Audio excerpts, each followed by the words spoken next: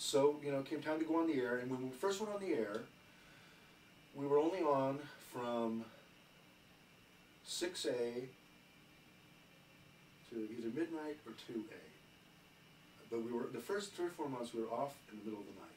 We were off the air.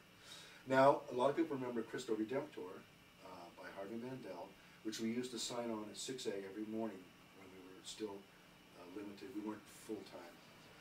But a lot of people don't recall that the very first thing that went over the air was not Cristo Redemptor. The first thing that went over the air, Ed and I came up with this idea, and I actually made the tape, was the first thing that went over the air at KZAP was Jose Feliciano doing the Star Spangled Banner, which was a single because he had done it at some sporting event, and it became very controversial because he did it Jose Feliciano style, or, you know, like Jose does things.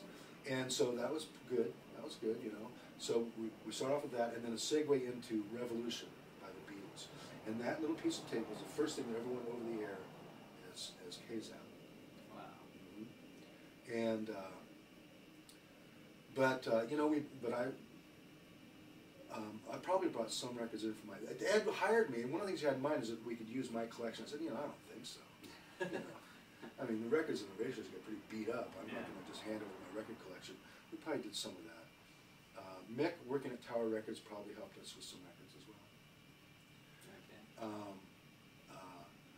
But you know, in short order, we started getting decent service and getting all the new releases and back catalog and stuff too.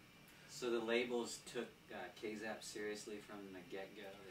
Yeah, because they saw there was something new happening in the radio, and no one was going to play their stuff on AM. Did you stay in touch with Donahue? Yes. Oh yeah.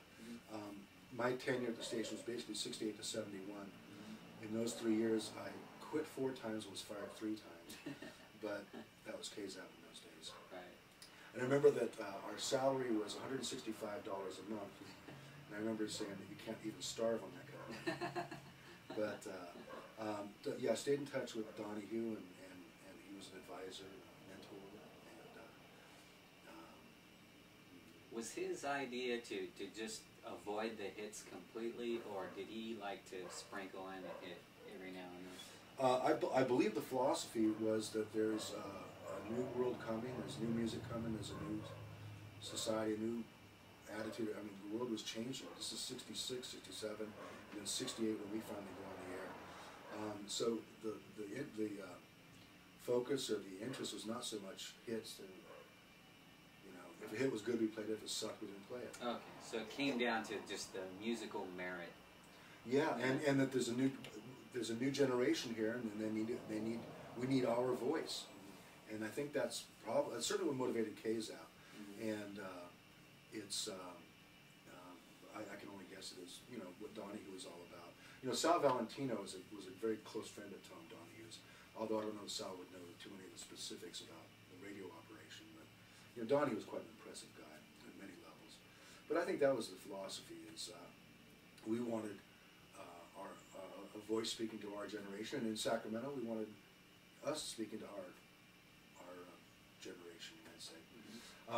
I would say this about KZAP, at least, you know, in the first couple of years when I was there, although our inspiration was KSAM, because we were a small market and we were owned by a small person and not by whoever owned KSAM.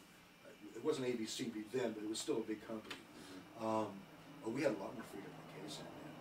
Oh yeah, you could play classical music, country music, the phones would light up.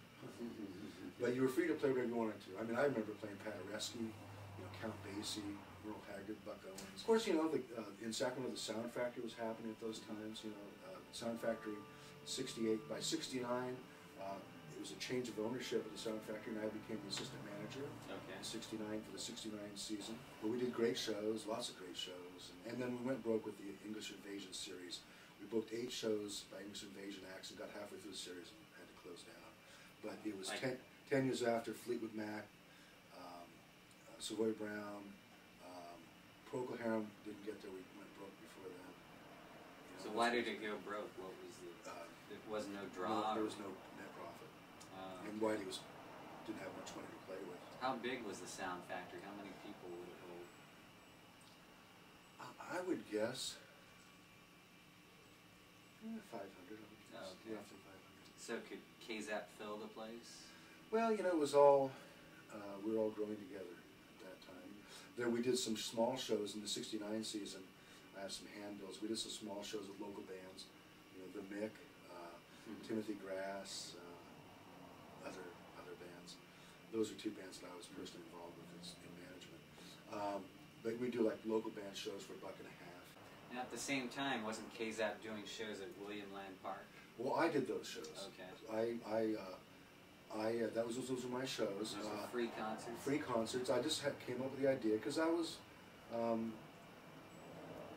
say it was political, but it was just like there was this new generation. It was a new world. We were making up all our own rules, and so I just thought it was really cool. They had these free concerts in Golden Gate Park, so I went to the what was the commission, Recreation Parks Commission, and I said I want to do a free rock concert in William Land Park, and they said, well, we only do 90-minute permits. I said, I can't do this in 90 minutes. So I was issued the very first 4.5-hour permit for William Land Park. And I did, the first time we ever did those, we did one on the quad at UC Davis the same weekend. And that's the last time we did Davis, and we concentrated on the grass, or the green, the village green at William Land Park. But, so I would, have this little tiny band shell, and I would put a parachute as a sun cover.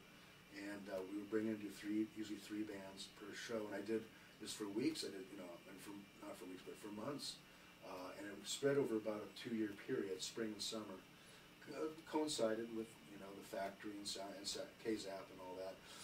But we did these shows and a lot of work, and there was no money; it was all free, and they went okay, and then people got a little out of control. Too much drinking of red wine, and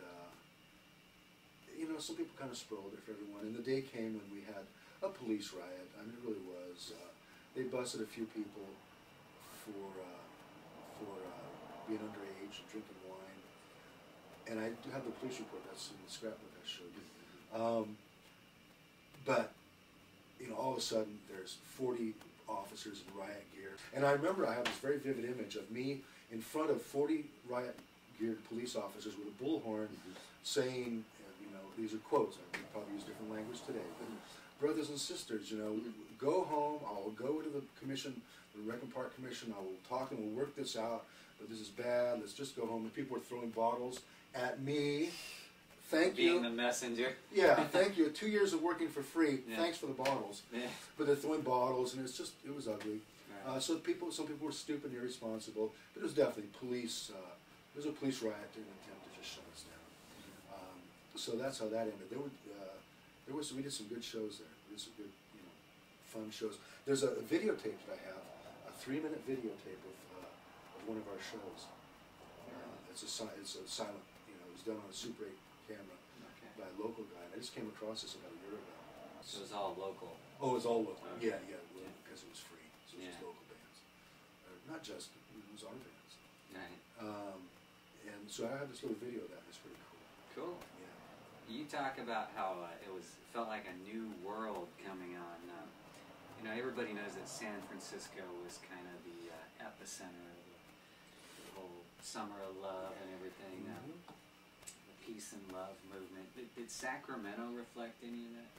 Well, yeah, and it's been an area I've been interested in for a long time. I like to study the seeds of freedom of expression and freedom of thought.